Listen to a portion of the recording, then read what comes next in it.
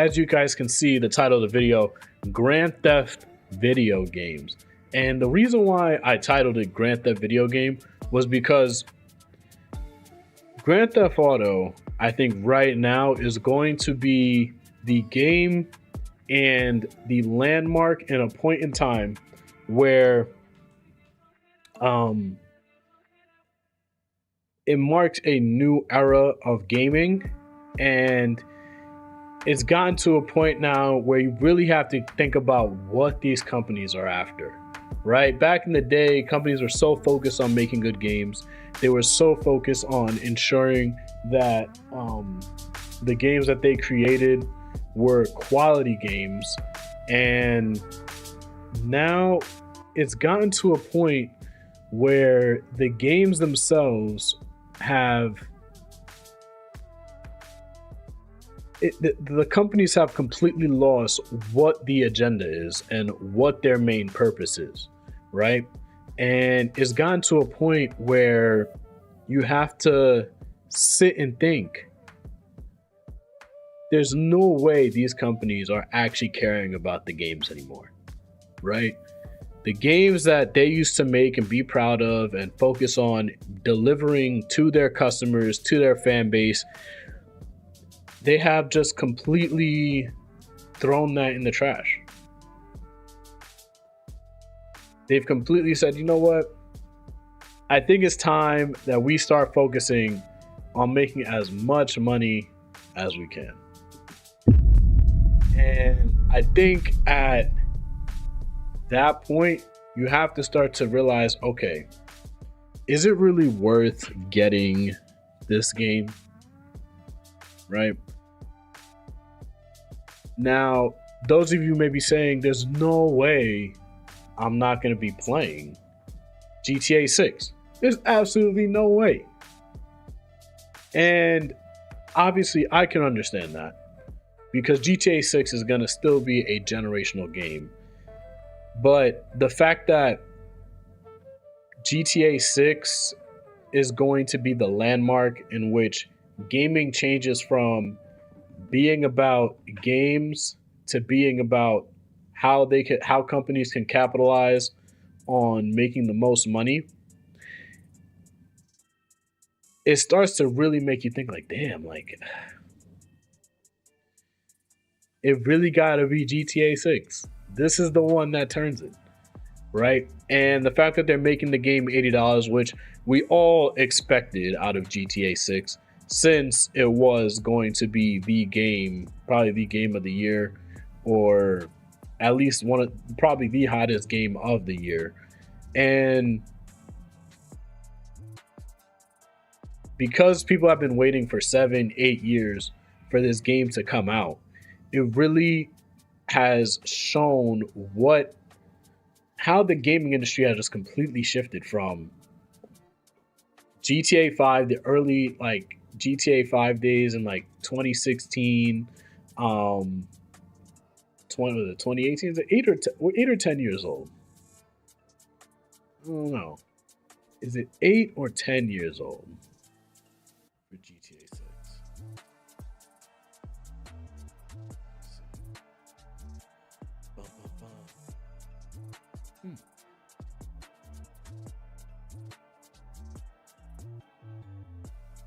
I think it's 8. So it's probably 2018, 2017, 2018. No, it had to have been earlier. There's no way. Had to have been earlier. Had to have been it has been 2016 when GTA 5 had came out. And when you just think about how gaming was back in the day and going into what is now a completely different industry, I don't even know. This doesn't even look like the same gaming industry that I got into at all. And obviously things are going to evolve, things are going to change, things are going to adapt, but there has to come a point where you're like, yo, dog, what are we doing? What are we doing now? And obviously people have seen the growth in video games. When you talk about Fortnite, taking over the video game industry, right? Doing its thing and ensuring that, it puts gaming on more of a global scale with Evo and the whole Fortnite World Cup, making that such a huge spectacle, and it taking over just social media platforms and everything. It was just a completely different landscape. And now it's just carried from there, caught on to Roblox with all the live service, and now it's like, yo, guys, there is a lot of money in this field. They're sitting there like, it's right here. It's time to capitalize. Time to make the most out of these gamers. And when it comes to that, we've been going back and forth. The community has been going back and forth with the gaming industry and just consistently being like, yo, guys, like, what are we doing? What are we doing? We need to lock in. Like, come on. Why are we not at a point where we're just making great games for the community that loves to play these games? I know at some point you think of business as as just a chance to make money. But I think that most business people go into whatever business that they desire initially to build something that they appreciate, the art that they want to create, the work that they want to do first, and then the money is the second option. It's the alternative. It what follows, right? And I think that a lot of the companies have completely lost that. They have focused on just capitalizing on the market and trying to make as much money as possible. Now, I had seen this video by Legendary Drops. I know we tend to watch him a lot. He does keep up very well with gaming news, so we're obviously gonna just tap into that. But it's funny because he made a video saying that he thinks it's finally over, right? And when you're thinking, oh yes, we're finally gonna be out of this loop of live service games and them targeting for our money, and we're really speaking with our dollar, and you start to think, wow, it's gonna happen. And the next day, PlayStation drops some crazy news on your head. But let's get into the video. Let me get it up on the screen for you guys. All right, bet. Let's get this rolling. I can't believe nobody has noticed this yet. Maybe they have, they just haven't put all the pieces together yet. But after watching all of these live service games that we've just seen completely just wither and die and millions and billions just completely wasted, I think it's finally over, guys. Seriously. After watching all the game announcements that we had seen over the past couple of months, I realized that they were almost entirely devoid of live service games outside of the notorious few that we see every single year. Call me crazy, but I think that these guys have given up. Not all of it, obviously. I mean, there's still plenty of live service games that are out today that are still doing just fine. They're great live service games that you could be playing. Many of you guys are probably playing right now, and we're going to be talking about some of those to be able to contrast the good with the bad. But the live service, or the version of live service that these guys have been trying to chase over the past 10 years, the idea that every single player is going to be a cash register and these guys are only one battle pass away from printing money, I think that that is dead. It's done. It's gone and buried at this point. I don't know about that one, team. I don't know about that one. Because at the end of the day, after what PlayStation just dropped, and it's so crazy, it's literally 2 days ago. PlayStation dropped the information about the disc yesterday. Or I think it was yesterday or early this morning. And you just have to think like, yo, you really are starting to hit that point where it's like, guys, I think we're making it. I think we did it. And then Uno reverse. Uno reverse. And you're like, no way. No way is this happening right now. Absolutely no way. And it's their fault.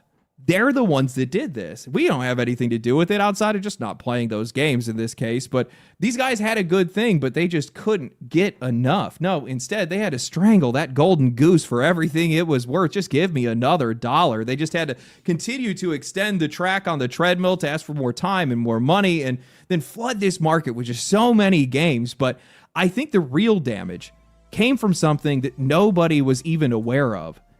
These guys got exactly what they wanted. While they definitely, without a doubt, exhausted quite a lot of us, myself included, they trained people to be insatiable, to make it where no amount of content would ever satisfy them. And by doing that, they essentially put the developers on a treadmill. And now this entire industry is getting skinny. We have seen a massive resurgence and focus into single-player games with stuff like Crimson Desert, Resident Evil 9, Pragmata. Hell, even Rockstar is out here having the confidence to invest over $1 billion into what is still, at its core, a single-player game with Grand Theft Auto 6. So imagine my surprise when I hop online and I find out that after going 1-12 with live service games, having the most high-profile live service failure in history and shutting down Destiny 2, PlayStation has somehow confirmed that they plan to revitalize the market with more live service games because they believe that they are the future. And I thought that my first reaction would be, how have you not learned your lesson? You see, like, and this is what's crazy, because they were even setting it up to lead to this point.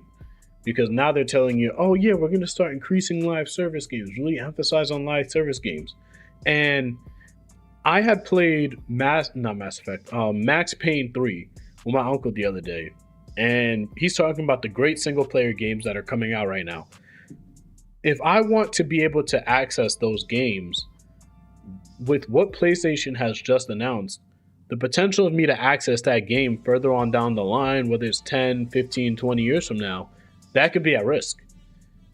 Because now the physical copy is not actually available for you to actually attain. And now, in order for you to play, you gotta hope that PlayStation decides to keep your game running.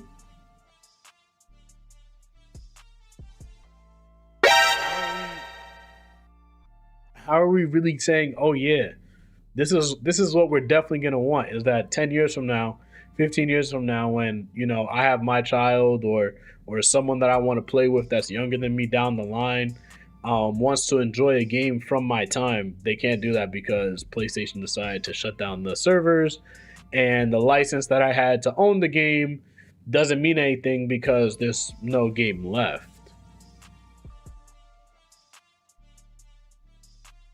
You're absolutely stuck with no game left, and now you're just sitting there like, all right, dog. Yet. But honestly, it just felt tone deaf because we just don't really hear that much about live service anymore. Not like we used to. It's kind of just become an afterthought, which got me thinking, live service is in a really weird place right now. Nearly every single live service game that comes to market either dies immediately or gets filtered down to a modest audience. Entrenched live service games that we once thought were invincible are now starting to lose their players. Some games have remained unchanged, and then somehow at the exact same time, we have Destiny 2 that just fell out of active development, but it's also reaching the healthiest place that it's been in for almost 2 years. And that brought me to a realization. The version of live service, the version of a successful live service game that we want is still very much alive. The version the industry wants is effectively dead. Now, I don't want to say that live service is flat out dead because that really wouldn't be accurate to say. Plenty of these games are still doing fine. Grand Theft Auto Online still dominates. Counter-Strike 2 and Dota 2 are still massive. Fortnite is not going anywhere anytime soon. And we're also seeing games like Path of Exile 2, Dead by Daylight, and Warframe grow, break records, or just keep raising their floor year after year. The most successful live service games that we're seeing right now are either maintaining, slightly declining, or growing slowly over time. Not explosively, methodically, incrementally, brick by brick in most cases. But the one thing that almost all these games also have in common is time. If you guys actually go down the list of the biggest live service games that are out right now, nearly every single one of them came out between 2012 and 2017, with only really a few outliers. Path of Exile 2 being one of them, but that's really just an extension of their previous game, which is still killing it even today. The ones that came out after that, for the most part, man, it is a graveyard. I took the time to really look into this, and honestly, man, I think the numbers would shock a lot of people. The estimate is not going to be completely bulletproof, because I'm also going to be counting in games that are considered anything live service, so whether that's a gacha game or a first-person shooter, but I found that roughly 160 live service games are either on live support, actively failing, canceled, or completely dead just from the past 5 years. And most of them... Well, I do think that... So for me, I have been going back and forth between the solo story experience and trying to get back into some of the quote unquote live service games. Like, I was watching some Call of Duty videos recently, and because they've been announcing that they're going to try and bring back Black Ops 2, I believe, and then I think they're going to remaster another one and bring back the servers for those two games, it really has gotten me back into that first-person shooter itch. I'm not going to lie. But those games were, as he said, but like 2012, 2013, and those are the games that are actually still progressing, right? Fortnite, I think, is an exception just because it's Fortnite, and it had taken a whole wave, a whole generation basically with it. And I just think, yes, the solo games are definitely hitting, and don't get me wrong, they definitely are the way to go right now. But there is still that slight itch that hits where you're like, let me get on a nice little live service game and start talking my shit. You know what I'm saying? Like, I gotta start doing my thing. You know, start letting people know who I am on this game. We're talking about billions of dollars being lit on fire, and most of these games weren't even high-profile failures. Hell, most of you guys wouldn't even know what half of these games even were. Spellcaster Chronicles from Quantic Dream, Last Flag from the band Imagine Dragons for whatever reason. Wildgate got shut down the other day, and I had never even heard of it. And yeah, it's going to be easy to point out some of the individual problems with each one of these games. Bad marketing, bad concept, terrible character design, whatever it might be. And some of that stuff is true and well worth calling out when it is, but part of this is honestly just saturation. Over 19,000 games released on Steam alone in 2025. It's not exactly surprising that some of these games just flat out disappear. A 2025 survey showed that 60% of players only buy 1 or 2 games a year, and only 14% actually buy once a month. That's 12 out of 19,000 games for the people that are buying the most games. That is like a 0.06% odds. You have better odds pulling a 5-star in a gacha game than you do getting somebody to play. Yeah, and I was talking to my uncle about this too, was that like we were thinking about how many games can you really start to buy, or were you expecting to get as time had progressed, right? So like when you were younger, you know, with probably a little less money, trying to actually get games, you know, convincing your parents to get you games, and asking, you know, potential relatives to see if they can get you games for Christmas, your birthday, whatever it was, you'd be able to get a certain amount of games throughout the year, right? 1, 2, if you're lucky, three games throughout the year. And what ended up happening was, as time had progressed, you had the availability to get way more games, and games were still at a certain price. So you were like, okay, like I could definitely do this. And picking up games left and right, you start catching them on sale. You know, it's a little bit easier to buy games now since they are digital. And the fact that there's so many games out there, and the amount of time that you legitimately have to play those games, as well as wanting to have the energy to play them, starts to creep in a little bit. Right, you're gonna want to hit maybe you want to hit a Crimson Desert one night, but then, you know, another night you're like, well, Crimson Desert's really gonna be like, you're really gonna be stuck in the world, and I gotta really be sitting there and playing the game. Or like, you know, you could load up a Call of Duty, you know, run like 2, 3, 4 matches real quick, and then, you know, you just hop off the game. So I think the dichotomy is there, but when you have so many of these live service games where you just hop on, play a match, or you hop on, you just do a couple missions, you do a couple runs in that particular game, and then you just get off the game, that dichotomy and that time and attention when everything is so saturated, you're just like, yo, what am I about to do? There's absolutely nothing I can do right now. Yours. And live service only makes that problem even worse because these games aren't just fighting for a single sale, they're fighting for a routine, time, attention, habit.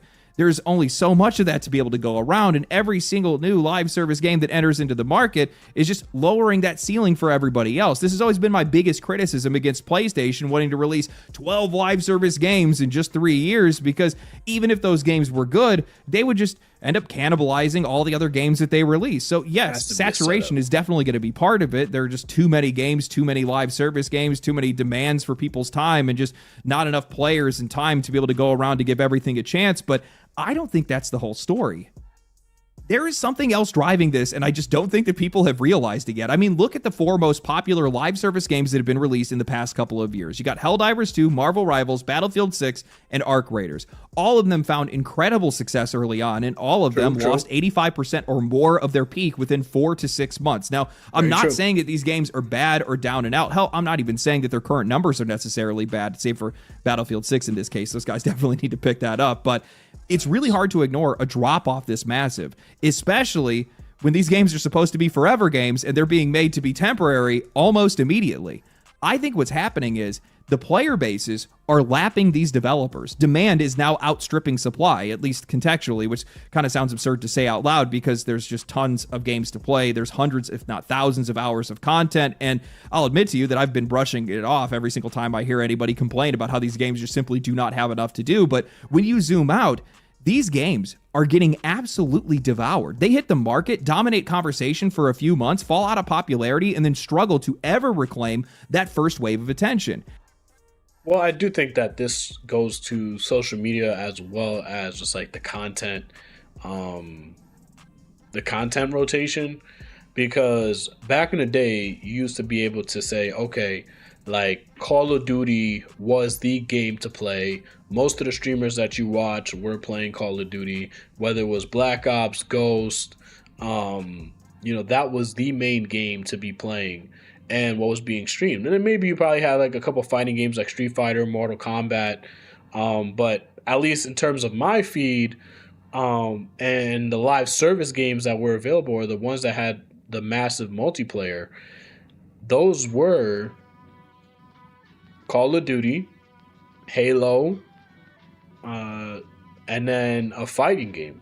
Those were probably the highest, I believe, streamed or watched types of content when it came to multiplayer games during that time. But now you have like 50 million games.